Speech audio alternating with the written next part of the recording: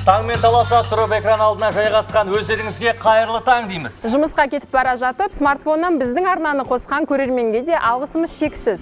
Біз де сіздерді бір сағат бойы жақсы әңгіме, әдемі ән, пайдалы сюжетпен сыйлауға дайынбыз. Эфирде таңғы хабар.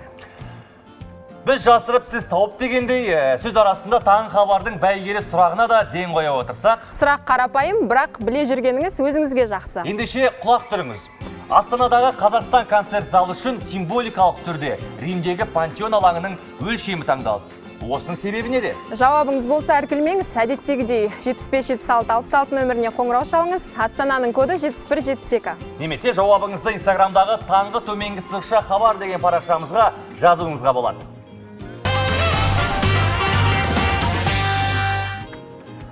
Кенен Әзірбаев 2 ғасырды көрді. Сөйтіп 2 ғасыр өтсе де қазақтың есінен кетпес, бастан өткен зобалаң заманға куә болды. Тізіп берейік, есіңізге түссін. Ақ патшаның қазақтан әскер алу туралы маусым жарлығы. Ұлтымыз ақ пен қызылдың тоқпағын жеңген 1917 жылға ақпан қазан төңкерісі. Аштық, репрессия, соғыс, тың игеру, тізе берсең кете береді. Есесіне өрелі өнермен де ғасыр жасаған Қанекеңнің бүгін туған күні. Ұлы өнерпаз жайлы сюжет көріңіздер. Бүгін қазақ өнерінің қайталанбас тұлғасы, суырып салма сөз шебері, ақын сазгер Кенен Әзірбаевтың туғанына 134 жыл. Ол 1916 жылғы ұлт азаттық көтерілістің, одан соң қазан төңкерісінің, сонымен қатар халық тағдырына түбегейлі өзгеріс әкелген өзге де тарихи оқиғалардың бел ортасында болды. 18 перзент сүйсе де балалары бірінен кейін бірі шетінеп кетіпті. Тек Төрткен апайымыз дүниеге келгеннен кейін ғана балалары тұрақтай бастаған. Біздің әкеміз өте балажанды болды, әлде балалары көп өлгеннен кейін ба, біреуміздің де маңлайымыздан шертіп көрген жоқ. Бізді ертекпенен, әңгімемен, бізбен ойнап, бала сияқты сондай керемет, мен бір үлкен адамын деп оғысы отырмайтын. Әуелі менің атым Төрткен бір шал екен. Төрткен бір шал деп қойғаны, мен туғанда Төрткен бірінен кейін бір ой, балалары құтты болсын, бауы берік болсын деп келгенде, Төрткен бірдің астынан өткізіп алған екен. Сонымен бір қарт кісі, ер адам келсе, оның астынан өткізіп алған екен. Содан менің атыма құлағым айғайлап Төрткен бір шал деп қойған екен. 1974 жылы өзінің 90 жылдық мерейтойында Кенен Әзірбаев атамыз қызы Төрткенге «Домбырамды арнаймын, аяулы қызым Төрткенге» деген өлең жолдарымен дәл осы домбыраны сыйға тартқан. Төрткен апай, бізге бір өлең жолдарын тартып берсеңіз. Мен атаның әндерін осы көп айтушы едім, домбыраны да өзі үйретті, әндерін де өзі үйретті. Дегенмен көрейін енді бір айтып бір.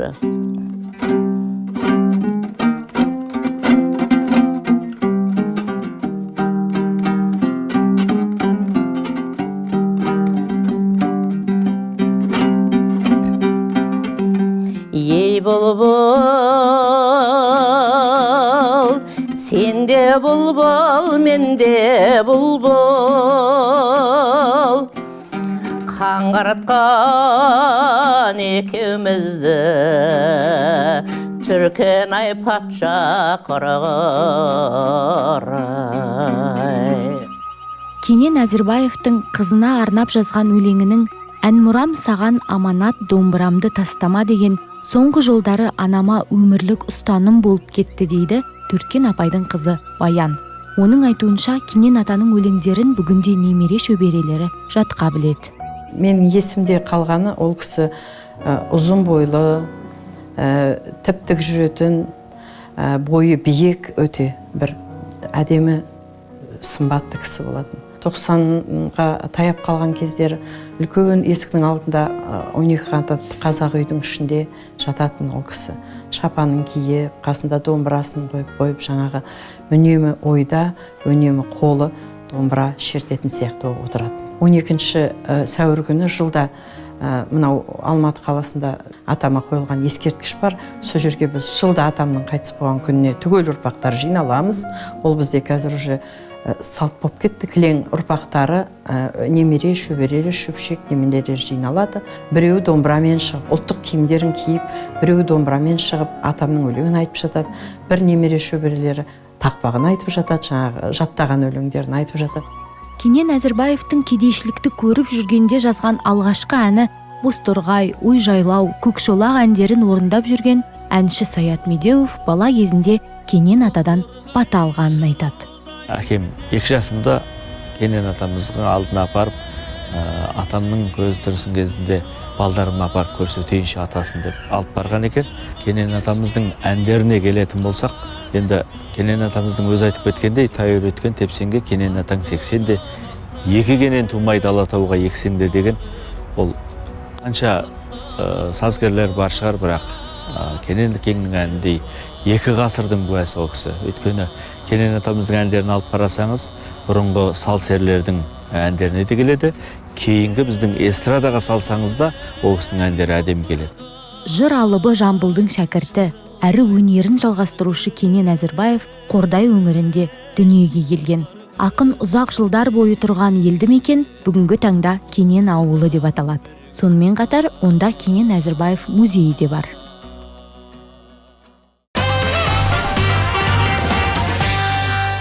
Раушан, қонақтарыңызбен сөйлеспес бұрын біздің студиямызға хабарласқан көрерменіміз бар екен. Онда қабылдайық. Алло. Қайырлы таң. Алло. Сіз тікелей эфирдесіз. Саламатсыз ба? Қайырлы таң. Саламатсыз, қайырлы таң. Есіміңіз кім болды? Қай жақтан хабарласып тұрсыз? Қостанай облысынан, жаңа Жетіқара районынан. Есіміңіз танысып өтейік? Есімім Зүбайра. Зүбайра ханым. Сонымен сіз біздің викториналық сауалға жауабыңыз бар сияқты, е? Жауабым бар. Қандай? Егер дұрыс болса білмеймін. Дұрыс болсын енді. Біз сізге көмектесіп. Римдегі пантеон әлемдегі ең ежелгі көне келе жатқан алаң. Сонымен басты президентіміз оны тыңдап тұрмыз. Үзіліп кетті. Зүбайра ханым, бізге міндетті түрде тағы да хабарласыңыз. Сіздің толыққанды жауабыңызды біз күтетін боламыз студияда. Түбі бір түркі бауырлардың басын қосу бұрын арман ет, қазір орындалған арман. Көп дәлелдің біреуін ғана айтайық. Міне Астанада халықаралық ұлы дала гуманитарлық ғылымдар форумы осымен 3-ші рет өтті. Бұл форумның мән-жайын біз сұраймыз, қонақтар баяндайды, ал сіздер жақсы әңгімеге зейін қойыңыздар. Ендеше халықаралық түркі академиясының аға ғылыми сарапшысы Қадырәлі Қоңқабаев пен Қырғызстан жазушылар одағының төрағасы Ақбар Рысқұловқа қош келдіңіздер дейміз. Қош келдіңіздер. Қайырлы таң. Қайырлы таң. Отыра беріңіздер. Біз сіздермен бірге сұхбаттасамыз. Енді бағдарламамыз таңғы, қайырлы таң. Енді біз әдеттегідей қонақтарымыздан таң хабардың дәстүрлі сұрағы бар. Ерте ойнатып шығасыздар. Уақыт жұмыс режимдеріңіз нешеде басылады? Нешеде тұрасыздар? Мұндай күнделікті мен ерте тұрбаймын. Өйткені түніменен іштеуге тура келеді. Шабыт келеді ғой. Бүгін таңымыз, Астанадағы таңымыз. Хабар арнасымен бірге болып отқанда біз қуаныштымыз. Атмосфера жақсы ғой енді. Таңғы Астана, таң хабардың студиясы. Енді қараңыздар, енді бірден осы үлкен форумға оралса, Ұлы дала форумы бірінші рет, екінші рет өткізілді. Демек, биыл тағы да өткізілейін деп жатыр, е? Демек, яғни нәтижесі бар деген сөз. Және жалғасы міндетті түрде күтілетін форум болғаннан кейін менде де бір мәселелер шешілген сияқты. Демек, осындай форумның қазіргі таңдағы нәтижесімен бөлісіп өтсеңіздер, қандай бір пайдалы үлестерін қосып жатыр?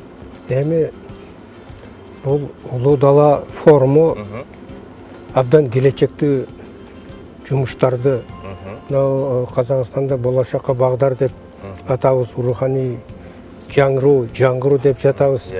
Бұлардың бардығы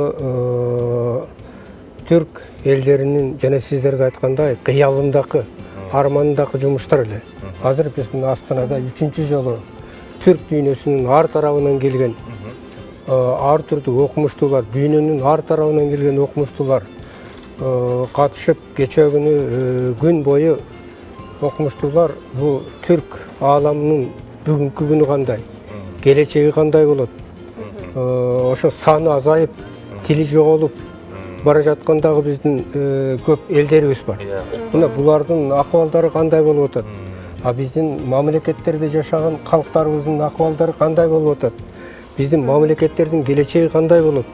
Халқымыздың ой санасын, аң сезімін біз келешекке қантып. Қадырәлі аға, сіз айтып жатсыз жаңа әр тараптан келіп жатыр деп. Осы ғалымдар Ұлы дала форумына қай елдерден қатысты? Бір 30-ға жақын түрк елдерінің өкілдері қатысты. Бір 20-ға жақын мемлекеттен келішті. Мысалы үшін осылардың арасында біздің ноғай туғандарымыз, азайып бара жатқан, тили проблема болып бара жатқан, Лақай деген Тажикстанда жашаған, Афганистанда жашаған туғандарымыз бар.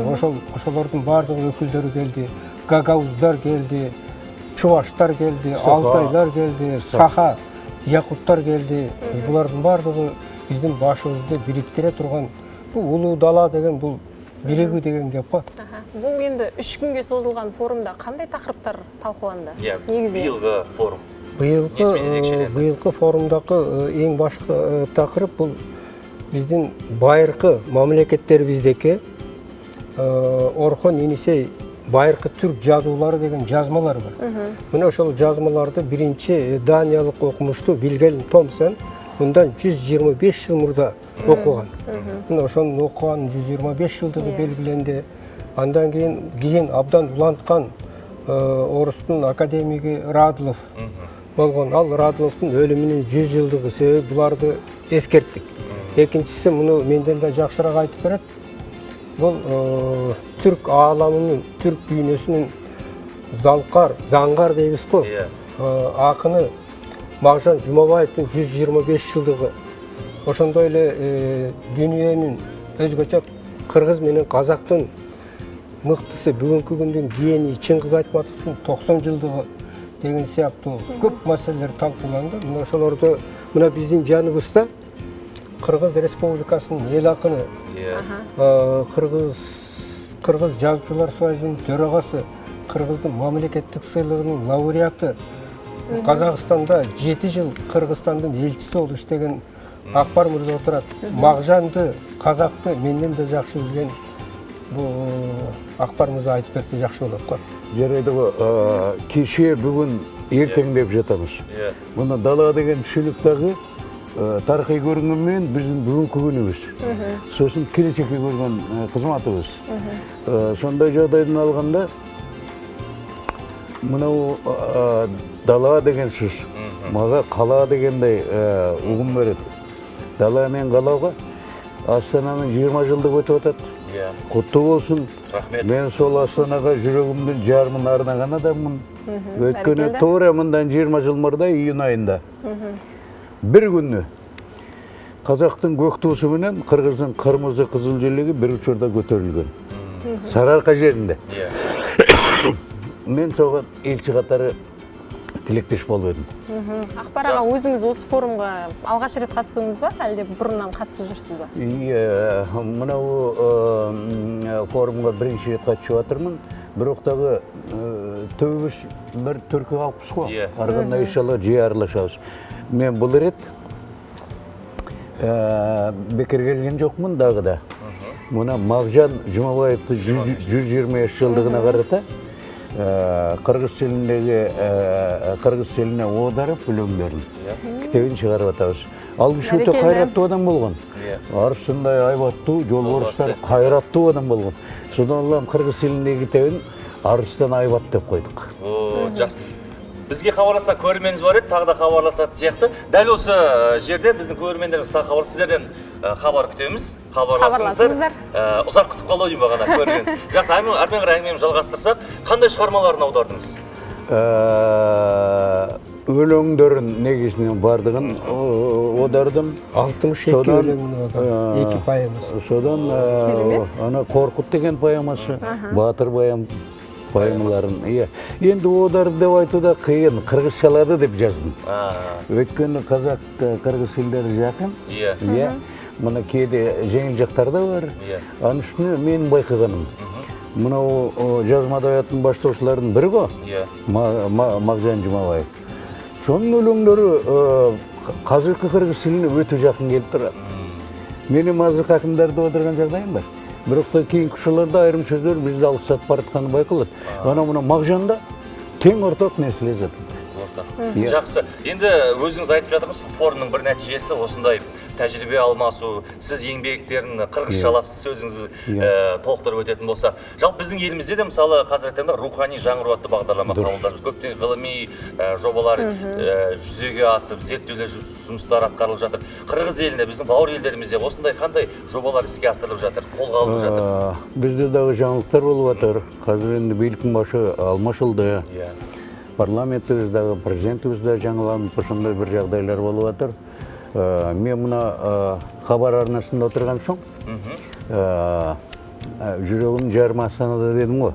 Мұнда 20 жыл мұрда жазылған бір өлеңден кішкентай үзінді оқып берейін. Мархабат. Мынау Астанаға келіп, қырғыздың, қазақтың туысы бір күнде көтеріліп жатқанда, бұл біздің ұлы көшті қолдауымыздың белгісі еді. Ақсар башыл, батаң бер, ырысың бер, Астанадан бұйырды бір үзім жер. Көч баштады қырғыздың елшілігі, көч қоштады Украин, грузиндер. Жаңалыққа бөлініп арар таңым, жақшылыққа жақамды ағартамын.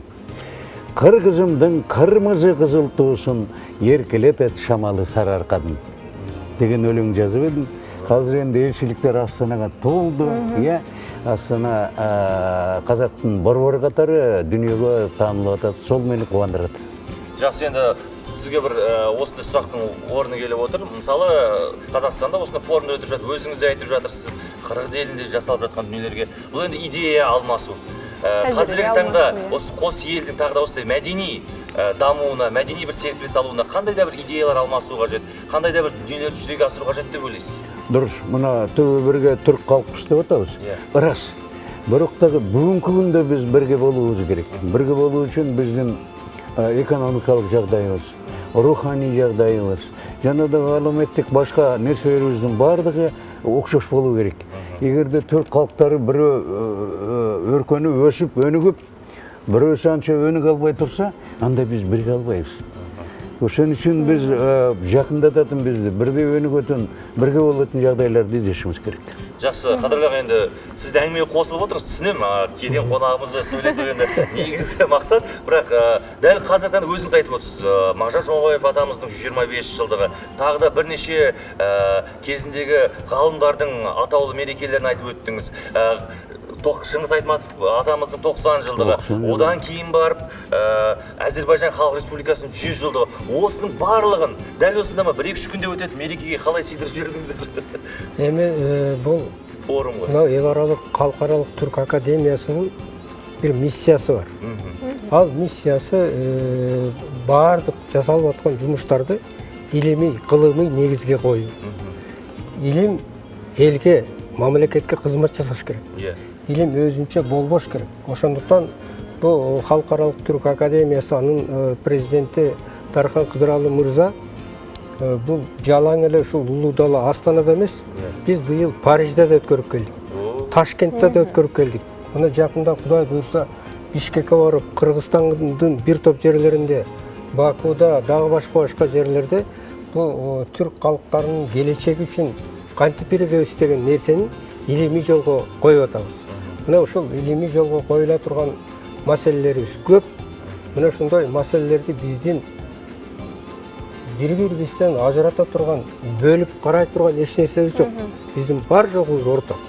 Биз орток нерселерибиздин бардыгы бул 2000, 3000, 4000, 5000 жыл.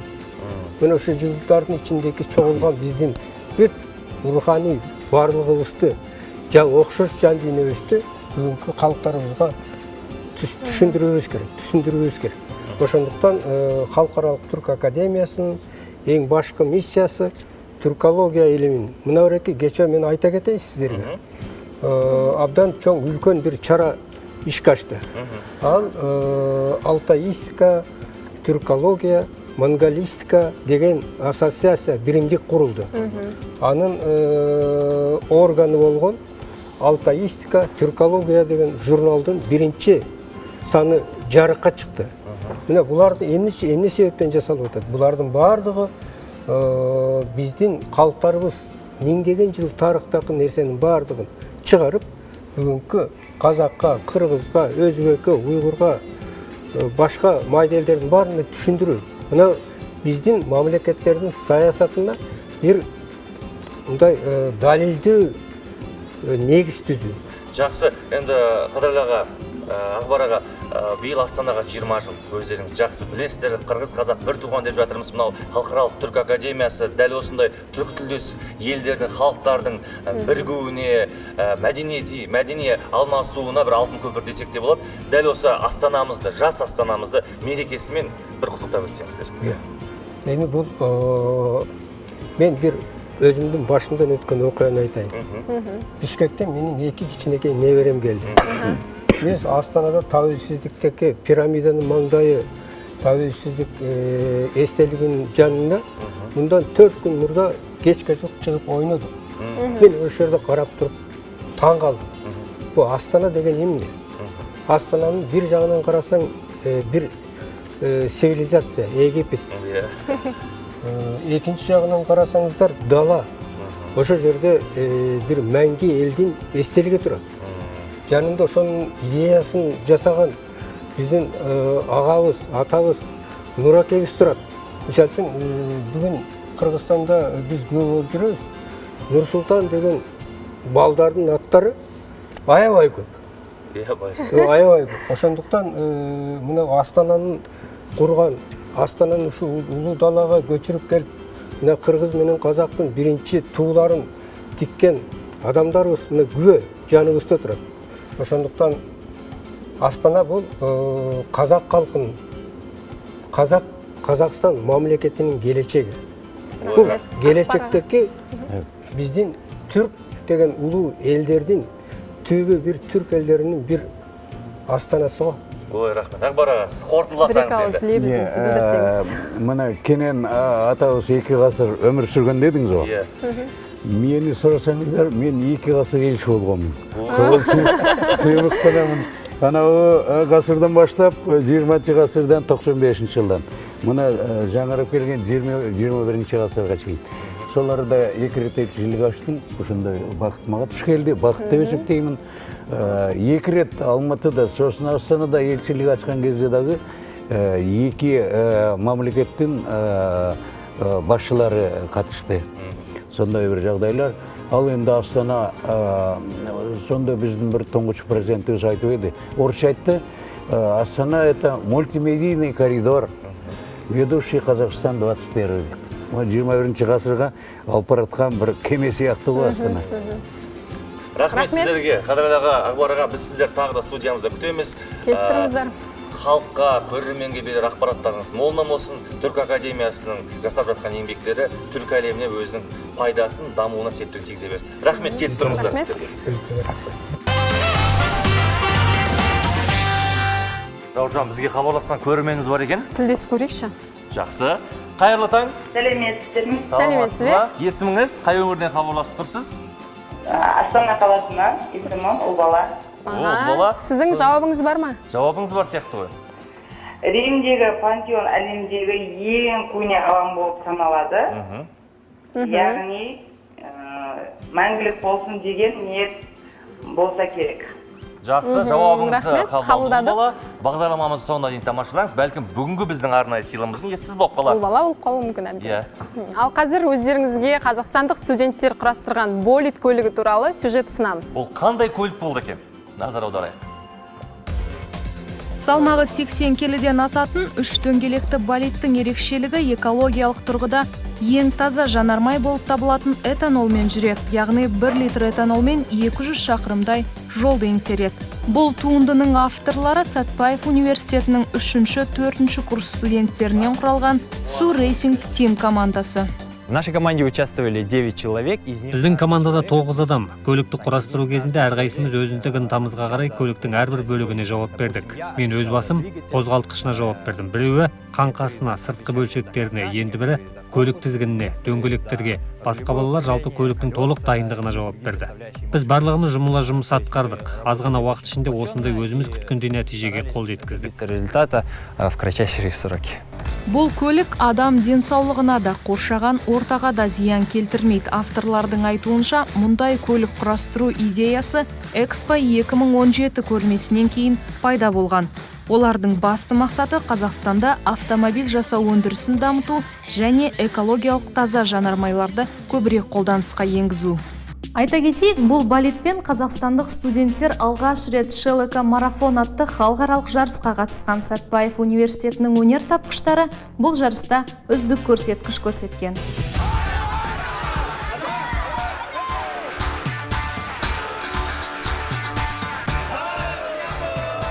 Бұл балет өте жақсы көрсеткіш көрсетті.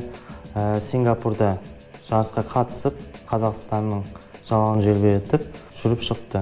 Бұнда бірінші жарыста бұл жарыстың жылдамына қарамайды.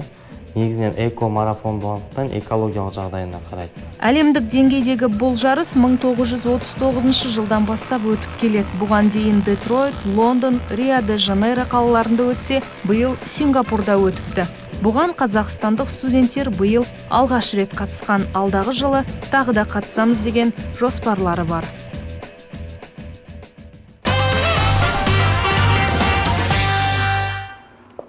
Сөз арасында таңғы хабарға тыңнан қосылған көрермен бәйгелі сұрағымыздан да хабардар болып отырсын. Сұрақ мынадай: неге Астанадағы Қазақстан концерт залы үшін символикалық түрде Римдегі Пантеон алаңының өлшемі таңдалды? Жауабын тапсаңыз 75-76-66 нөміріне қоңырау шалыңыз, Астананың коды 71-72. Сондай-ақ Инстаграмдағы таңғы төменгі сызықша хабар деген парақшамыз бар. Жауапты сол жерге жазуларыңызға болады. Бізге хабарласқан көрерменіміз бар екен. Тыңдайық онда. Қайырлы таң. Алло. Алло. Қайырлы таң. Қайырлы таң. Қайырлы таң. Сіздің есіміңіз? Қай өңірден хабарласып тұрсыз? Есімім Ербол. Ербол. Қай жерден хабарласып тұрсыз? Мен Астана қаласынан. Сіздің жауабыңыз? Жауабыңыз. Пантеон деген ол Рим империясының ұлылығын білдіреді, сондықтан соған байланыстырып Қазақстанда да ұлы болсын деп қойған шығар. Жақсы, Ербол, жауабыңызды қабыл алдық. Бағдарламамыз соңына дейін тамашалаңыз. Бәлкім сіздің жауабыңыз біздің дәл келеді деп ойлаймыз. Енді көріңіз. Және біздің бағдарламамызға хабарласыңыздар, сұрақтарыңызды жолдаңыздар. Ойыңыз сұрақта, құлағыңыз әңгімеде болсын.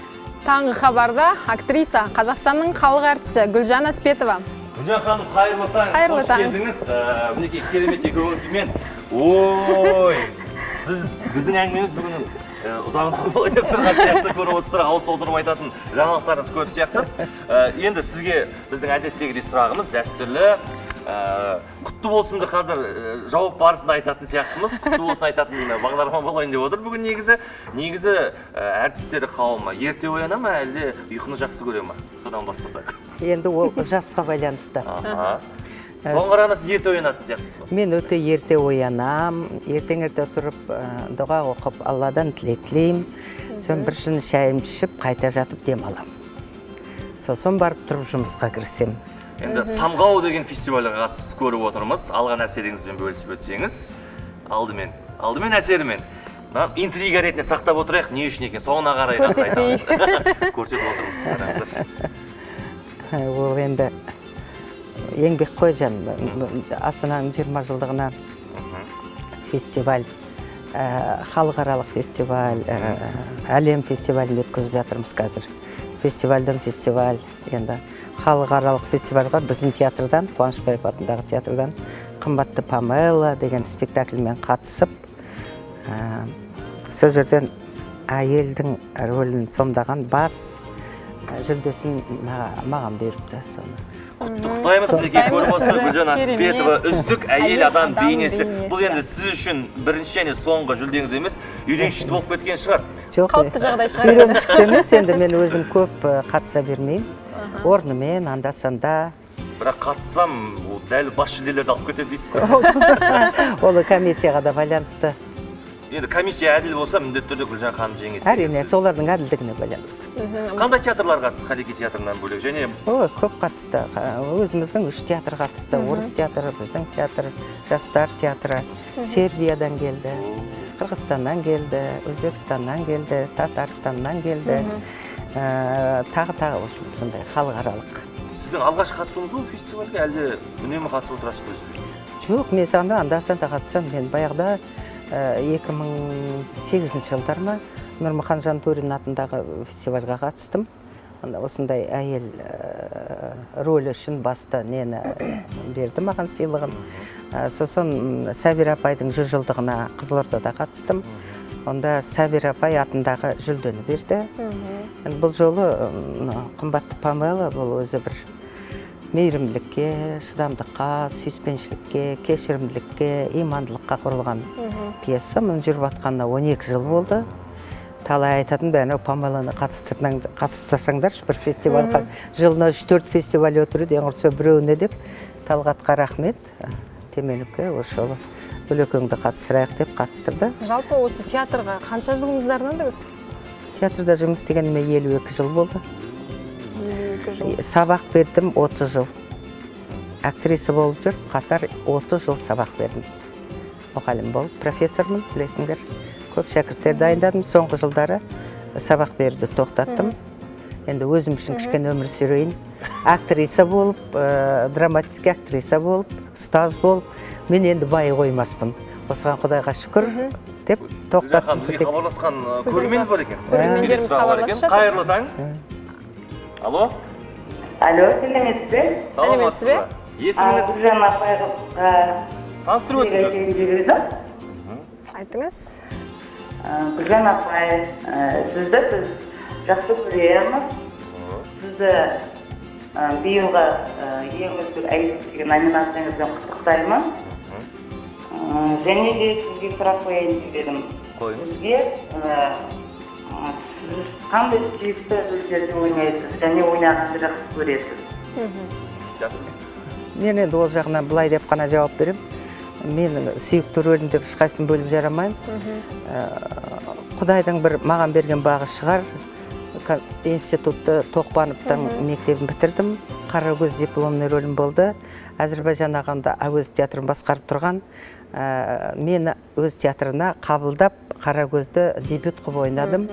Қарагөз, Қортқа, Еңлік, Бәтима ханым, Мехмені Бану, Электра, қандай-қандай үлкен трагедиялық, драмалық рөлдер бар. Соның бәрін Құдайдың берген шығар ойнап шықтым. Мынандай екінші недегі рөл, не болмаса эпизод ойнаған емеспін. Үлкен салмағы жүгі ауыр, жылайтын, қайғыратын, өлетін, не болмаса үйінші балашаға толғанайды ойнадым. Енді сондай үлкен-үлкен Памела, қазір ең соңғы жұмысым Ұлықбек жазып берген пьеса Зериана. Бұл Құнанбайдың анасы, Абайдың әжесі, маған арнайы 70 жылдығыма қарай үлкен пьеса жазылды. Сол Зерені ойнап жатырмын қазір. Жақында сол Зеренің еліне барамыз, Өскемен, Семейді аралаймыз. Абай атаның еліне барамыз, тағзым етеміз. Бұл енді рухани жаңғыруға лайықты дүние ғой деп ойлаймын. Гүлжан ханым, енді жеке өзіңіздің шығармашылығыңыздан хабардар болдық. Тағы да құттықтаймыз. Енді Самғау фестивалінен бір сұрақ болсын. Дәл осы Самғау фестиваліне өзіңіз айтып отырсыз, Сербиядан, Қырғызстаннан қаншама театрлар келіп жатыр. Қай театр сізді таңғалдырды, бір жаңалығымен, тың дүниесімен келді? Енді әр театрдың өзінің қазіргі заманға лайықты қойған шығармашылықтары болды. Біреусінікі қызықтау, біреукі солғындау, біреукі артықтау. Бізге бір жаңалық ашқан Фархат деген режиссер болды, Павлодар театрынан келіп, Қарагөзді қойыпты. Өзгеше, мүлде бұрынғы Қарагөзге ұқсамайтын өзгеше режиссерлік жаңаша көзқараспен режиссерский трактовка қойып, сол мені таңғалдырды, қуантты әбден. Көп артистің жұмыстары, көп ұнады. Бұлай мен саған айтайын жаным. Артистің жұмысы мен өзімше түсінуімше ең қиын профессия. Бұл адам өзін ұмытып, 52 жылда қанша адамның тағдырын өзіңнің жүрегіңнен, жаныңнан, тәніңнен, миыңнан өткізіп, халыққа сол адам болып көріну үшін мынаның бәрі өзгереді ғой. Денсаулықта, жүректе, нерві, психология, ми кейде отырып өзіңнің кім екеніңді білмей қаласың. Мен өзім қайда жүрмін, кіммін деп. Сондықтан ол оңай жұмыс емес. Ол өте денсаулыққа, өте көп зияны тиетін жүрекке бәріне жұмыс. Но рух алып шығады бәрінен. Қартайтпай. Ханым, сіз енді 52 жылыңызды театрға арнапсыз. Қандай роль берсе де сізге енді осындай үлкен абыроймен алып шығатыныңызға шүбәміз жоқ, ешқандай. Осындай үлкен марапаттарға ие бола беріңіз. Рахмет. Астананың 20 жылдығына өзіңіз айтып жатсыз ғой, Астананың 20 жылдығына келген мереке іс-шаралар өте көп. Соның арасында сіз де мінекей жүлделі болып жатсыз. Астананы бір 20 жылдығымен құттықтап өтсеңіз, астаналықтарды, Қазақстан халқын. Мен шын мәнінде енді жасым ұлғайған соң жүрегімде мақтаныш сезім бар, қуаныш сезім бар, рухымды көтеріп тұратын бір елім, жерім деген. Мен өзімнің президентімді жақсы көремін, өзімнің правительствомды жақсы көремін, өзімнің халқымды жақсы көремін, ұлтымды жақсы көремін. Сондықтан патриоттық сезім біздерде үлкен кісілерде өте үлкен ғой. Біз қадір қасиетін білеміз, елдің, жұрттың, халқымыздың, ұлтымыздың. Сондықтан қуанам, қай елде қазір жаңа Астана салынды, айтыңыздаршы, Қазақстанда. Қай елде қанша жыл ма, 20 жыл, 25 жылдан асып баратыр, өзінің ұлтының бірлігін сақтап отырған президент бар. Ауызбіршілікпен ұстап, тап-тинақтай халықты бір жұмылдырып, осындай соның тыныштықтың арқасында біз осындай фестивальдар өткізіп жатырмыз. Қазір мировой фестиваль басталды. Бүкіл Англиядан, Италиядан, Германиядан, небір шетелдердің бәрінен келіп, қазір үлкен фестиваль өтіп жатыр. Мына народный фестивальдан кейін. Сондықтан қалай мақтанбасқа, мынау Астанамызға қалай мақтанбасқа, қалай қуанбасқа. Қазір түгілі жаңа салынып жатқан кезде, баяғыда мынау судың мына левый беріктен шығалған кезде, жаңа крандарды көріп, салынып жатқан үйлерді көргенде жүрегің толқып, мынау менің елімде не болып жатыр, неткен ғажап деп адамды бір серпіп, көтертіп, рухтандырып тастайды. Тәуба. Рахмет. Гүлжан ханым, сізге көп рахмет айтамыз. Жүлдеңізбен шын жүректен тағы да құттықтаймыз. Біз де сізбен мақтанамыз. Және сіз Астанамен мақтансаңыз, жастар да Астанамен мақтанады. Рахмет, келіп тұрыңыз, жүлдеңіз көбейе берсін. Және қазақ театры дами берсін. Рахмет сізге. Рахмет. Сау болыңыз.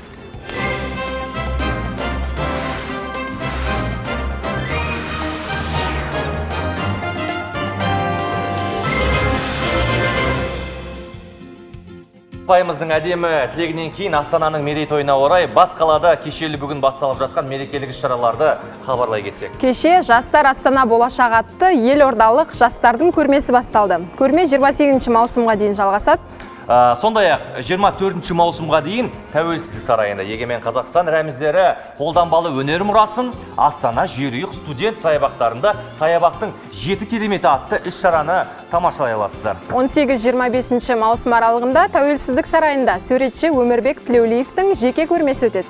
Бүгін кешке Қадырбек Қуанышбаев атындағы Қазақ мемлекеттік академиялық музыкалық драма театрына «Қоштастым келмейді» лирикалық драмасына баруларыңызға болады. Таң хабардың келесі қонағы әнші әрі боксшы Ибрахим Ескендір және бокстан Қазақстан Республикасының спорт шебері Бапкер Жалғас Төкеш. Қош келдіңіздер. Қош келдіңіздер студиямызға. Жеңіс құтты болсын кешегі. Бірден сол жеңістен бастайық. Әлеуметтік желі ең бастысы солай бастады. Көріп жатырмыз, барлық ақпараттық порталдар осы кешегі жеңіс туралы айтып жатыр. Мәскеуге барып келдіңіздер. Жалпы Мәскеудегі басты мақсат жеңіс болды. Кіммен шықтыңыз, жеңіс енді көріп отырмыз, айқын басымдықпен өзіңіздің жағыңызға шешілді. Алдымен сол жекпе-жек туралы айтып өтсеңіз, бұл қандай жекпе-жек, қалай жоспарланды? Ассалаумағалейкум, қадірлі қазақ елі. Қайырлы таң баршаңызға, бүгін күндеріңіз сәтті өтсін. Жеңіс баршамызға ортақ, еліміздің жеңісі. Енді жекпе-жек жайлы менің промоутерім, бауырым, бапкерім Жалғас Төкеш мырза айтса. Жалғас мырза? Ассалаумағалейкум. Кешегі бокс туралы айтып өтсеңіз. Бұл жекпе-жек рейтингі дейді ғой, рейтингі жекпе-жек. Ибрагимнің кәсіпқой мансабындағы 3-ші жекпе-жек болды. 3-ші жекпе-жегі, 3-ші жеңісі және 3-ші нокауты. Қарсыласы ресейлік Тиман Антипов. Кәсіпқой бокста 14 бойдай өткізген. Былай айтқанда тәжірибелі. Бұл жекпе-жекте өте үлкен дайындық болды. Ибрагим ораза ұстаса да, аузы берік болса да, кішкене қиыншылықтарға қарамай, алдына мақсат қойып, осы жекпе-жекке дайындалды. Күнде жаттығып отыр, кешке әйтеуір Инстаграмнан көріп отыр, күнде жаттығуын салып отыр. Ауызашардың алдында дайындалды. соның бәрі шыдады, дайындалды, алдына мақсат қойды, жауапкершілікті сезінді. Жекпе-жекті біздерде мақсат ертең 7 шілдеде өтетін бокс кешінің алдындағы жекпе-жек керек болды. Астанада болады ғой жекпе-жек? Иә, Бейбіт Шүменов ағамыздың бокс кешінде. Бізге хабарласқан көрерменіміз бар екен. Алло. Сұрақ қойып отырған. Қайырлы таң. Алло. Қайырлы таң. Алло. Ассалаумағалейкум, қайырлы таң. Уағалейкум ассалам. Таныстырып өтсеңіз өзіңізді, қай өңірден хабарласып тұрсыз, сұрағыңыз болса? Есімім Ернар, Жақсы, Семейден ол. Жақсы, сұрақ? Ибрагим бауырымызға сұрақ болғанда сұрақ, тілек, бәрі сізге. Жарайды. Боксын көріп жатырмыз, қуанып жатырмыз. Енді Ибрагимге сұрақ, бұл боксқа қалай кетіп қалдың? Әншерін ғой. Сосын қазір енді әншерінді қойдың ба, бокспен айналып қалынды. Жақсы. Үлкен рахмет. Күнде қойылатын сұрақшылар. Үйреніп қалдық енді. Алдында мен негізі қысқаша айта кетейін. 2001-2007 жылдар аралығында қазақтардың 3 дүркін чемпионы Аманжол Бақаев деген білікті бапкердің шәкіртімін. Аманжол ағаның қолында айналыстым. Одан кейін енді ата-анамыз қарсы болды кішкене. Одан кейін бокстан кішкене алшақтап барып, қайтадан мінекей боксқа оралдық. Енді мен боксшы болып жүріп, кейін өнерге кеткен кезде бокстағы жолдас балдарымыз, достарымыз бәрі күлетін, біздің боксшы бауырымыз әнші болып кетті деп. Енді ағайын мына жақта әнші боламыз, боксшы болып кетті деп. Сондықтан бұның бәрі заңды сұрақтар. Енді қазақта айтады ғой, бізде өзі сері елдің ұрпағымыз, жан жақта жігітке жетінер аздық етпейді. Біз енді бокстан, өнерден кетіп қалдық деген сөз емес. Алла амандығын берсе, ол өнер әлемінде де үлкен-үлкен жоспарларымыз бар. Қалай дегенде де өнері болсын, қызметі болсын, спорты болсын, бұл жерде басты мақсат ұлттың мүддесі, ұлттың, жастардың рухын көтеру. Жастардың рухын көтеру ең бастысы. 7 шілде кіммен шығасыз? Қарсылас анықталды ма, әлде анықталған жоқ па? Анықталды, қырғызстандық боксшы. Аты жөн ертең жекпе-жек жақындаған кезде жариялайтын боламыз. Енді Ибрагим Ескендер көпшілік айтады, осы боксқа кеткеннен кейін кәдімгі қарқыны жоғары, ары қарай осы белдеулерге байланысты күресіп кете ма деп жатыр, белдеулерге. Сондай мақсат бар ма, әлде ең басты өзіңіз айтпақшы, басты мақсат сол қазақ жастарының рухын көтеру ма? Анау Лас-Вегасқа бару, ар жағында Нью-Йорк, Мэдисон Сквер Гарден жақта көріп қаламыз ба? Бәрі Алланың қолында, бірақ біздің негізгі мақсатымыз сол бір белдікке дейін жету. Ары қарай кейін көреміз, деңгейімізге, сол кездегі формамызға қатысты. Негізі өткен жолда сұхбаттасып жатыр еді, осы Ибрагим Ескендерді әншілігінде білеміз, енді боксшы ретінде де қырын білеміз ғой. Одан бөлек тағы да бір қыры бар, ол кәдімгі саяси қызметте жұмыс істеп жүрген азаматқа. Ол жағы қалай болды? Жұмысты да тастап кеттің бе? Жоқ, жұмыс тастаған жоқпын. Енді жастар саясатында жұмыс жасаймыз. Одан бөлек енді Еуразиялық университетінде мәдениеттану мамандығы бойынша докторантурада оқимын. Жан-жақтағы бәрін үлгеріп жатыр негізі. Қарап отырсаңыздар, мақсаты айқын енді. Алла амандығын берсін, қазіргі күні бәріне үлгеріп жатырмыз. Жалғасымызда енді Ибрагим Ескендерден болашақта қандай нәтижелер күтесіз, жоспарларыңыз қандай, бір стратегия бар шығар? Иә, алға қойған мақсаттарымыз бар. Құдай қаласа әр нәрсе өз орнымен келе жатыр, жайлап жоспар бойынша жұмыс жасап жатыр. Ибрагимнен жаңағы өзіңіз айтпақшы белбеу деп жатырсыз ғой. Енді бокста келгеннен кейін құрғанда бір белбеу алу керек қой. Енді сондай сенім бар. Біз сенеміз команда, яғни. Алла қаласа сол бағытта жұмыс жасаймыз. Хабарласып жатқан көрерменіміз бар екен, күтіп қалыпты желіде. Қайырлы таң. Қайырлы таң. Сіз эфирдесіз. Есіміңіз қай жақтан хабарласып тұрсыз?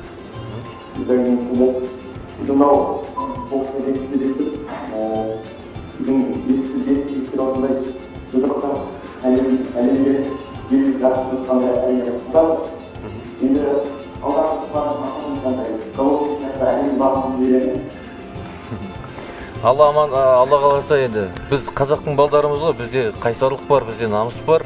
Ең басты жақсы дайындықпен, жоспарлы түрде қали биік белесті бағындыруға барымыз саламыз. Рахмет.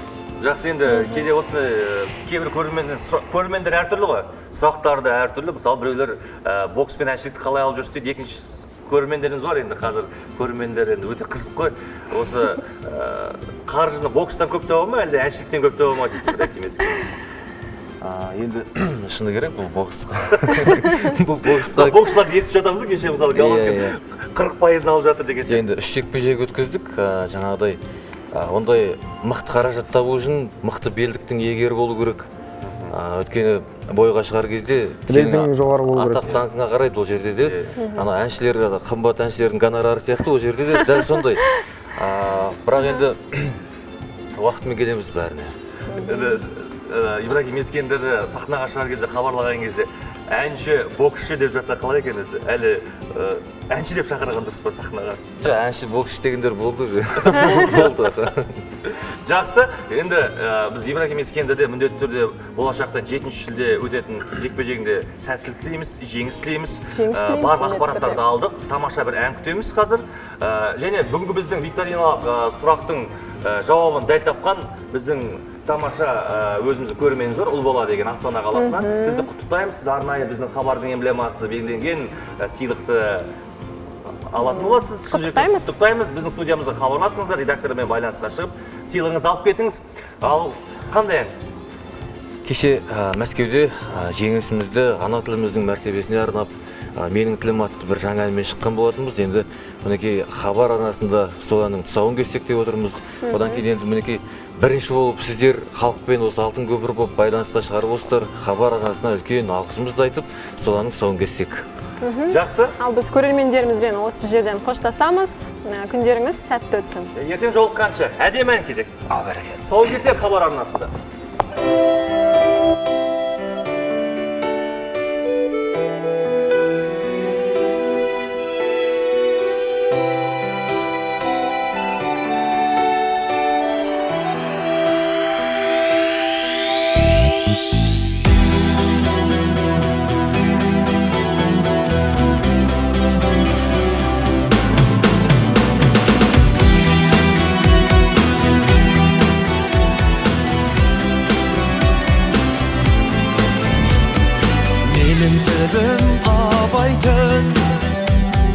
Менің тілім махамбет, қасиетке балайтын, басиетін жаһан көк. Менің тілім мұхтар тіл, бүкіл әлем ұққан тіл, шүлдірлеген қазақтың көмейінде бұққан тіл. Менің тілім айбыным, менің тілім ай күнім, менің тілім жер бұным, шайырасан қайғымның. Менің тілім азаттық, менің тілім ғажаптық, менің тілім мәңгілік, болашағы қазақтың.